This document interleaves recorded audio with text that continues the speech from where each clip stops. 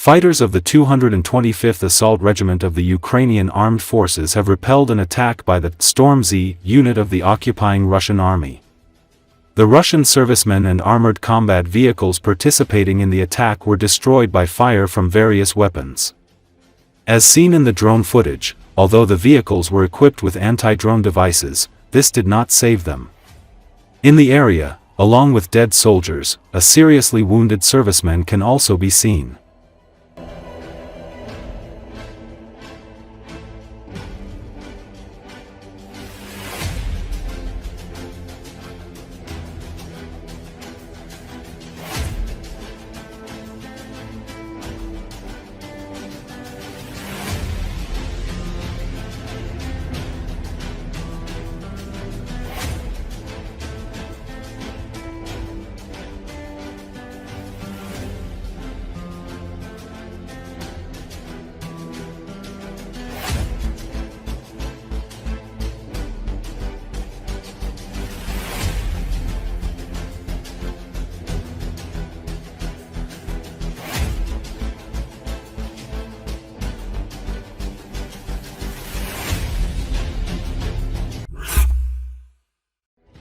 The greatest danger to Ukraine now comes from Russian Iskander missiles and Shahed attack drones, the number of which in Russia remains significant.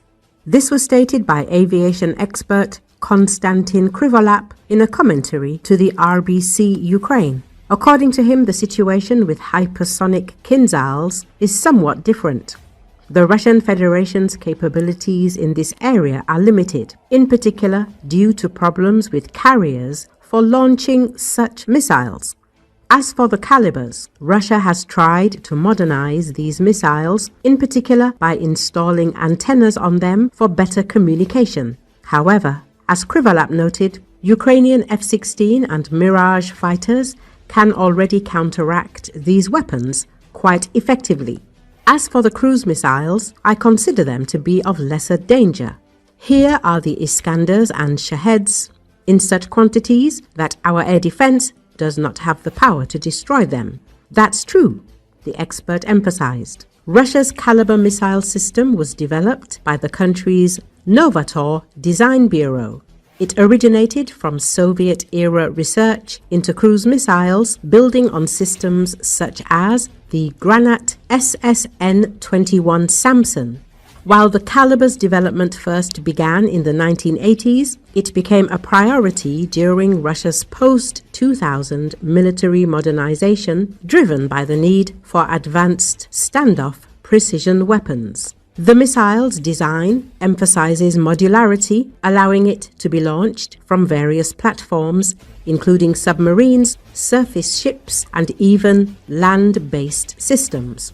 But the submarine-launched variant, particularly the 3M14 land attack missile, is optimized for stealthy long-range strikes from underwater, leveraging the inherent survivability of the submarines.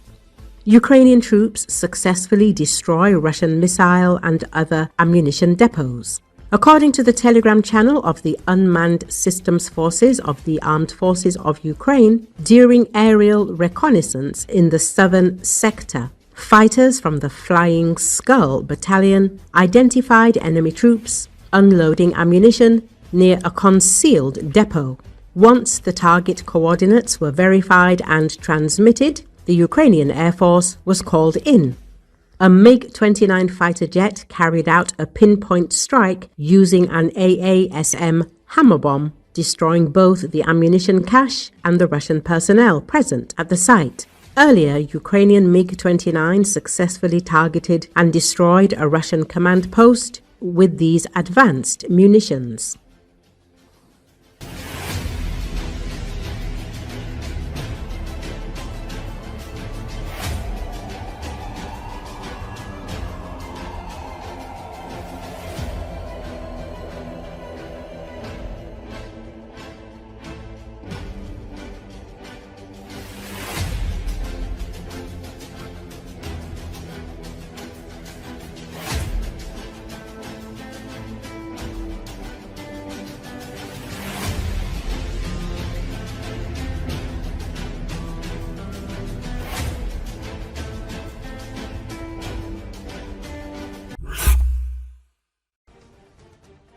Regarding the case when the occupiers wanted to escape and killed the commander because of this, Petr Andriushchenko explained, "Some eventually decided to resist, and this is very good, because the pigeon post works.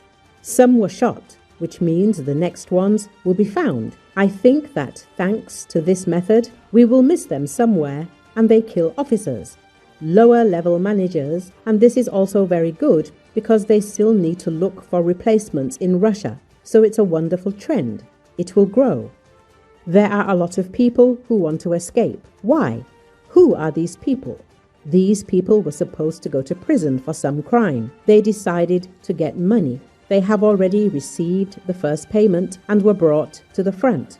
And they see that it is not what they were promised, and sometimes so much, not that they do not want to take part in it for any amount of money, and they just have to run away. But then the platoon commander says that you will not run away anywhere. Why won't you run away? It turns out that you can run away, you just need to point your weapon in the right direction, as Prigozhin did in his time. So let's hope that this is only the beginning. The head of the Center for the Study of Occupations spoke about what is happening in the Russian army. There is a trend of armed escapes. We have been tracking the occupation for many years, so I will say this. If there is a first case, then this is the beginning of a trend, because this case was widely covered even in Russian publics. This means that there will be a second and a third, and then it will go totally everywhere, and this is probably the only way of rebellion that can happen in Russia and the army, because they have nothing to lose there. Petro Andriushchenko reassured the Ukrainians. Let us recall that Andriushchenko shared the details of Russia's final offensive, giving hope for what will happen next. The occupiers are transferring armored vehicles and a lot of manpower to the Zaporizhia direction, accumulating reserves there, said Petr Andriushchenko. The Russians are also transferring reserves to the Donetsk direction in order to try to capture Donbass completely. At the same time, the head of the Center for the Study of the Occupation noted that, in his opinion, the upcoming offensive will be the last one for the Russian army, and then the situation on the front will change in our favor, but on the condition that weapon supplies from our allies continues. They will not open any new sections of the front. They will try to advance to Toretsk, Pokrovsk, and the Kramatorsk agglomeration little by little, to Chasov Yar to advance there. But it seems to me that these tasks will be impossible for them. Therefore, perhaps there will be some other operations. We are talking about the Sumy region. Why? Because it is not for nothing that they are hitting Sumy, and it is not for nothing that they are concentrating there. But I hope that we will see this and our defense forces will respond accordingly, he informed the Ukrainians.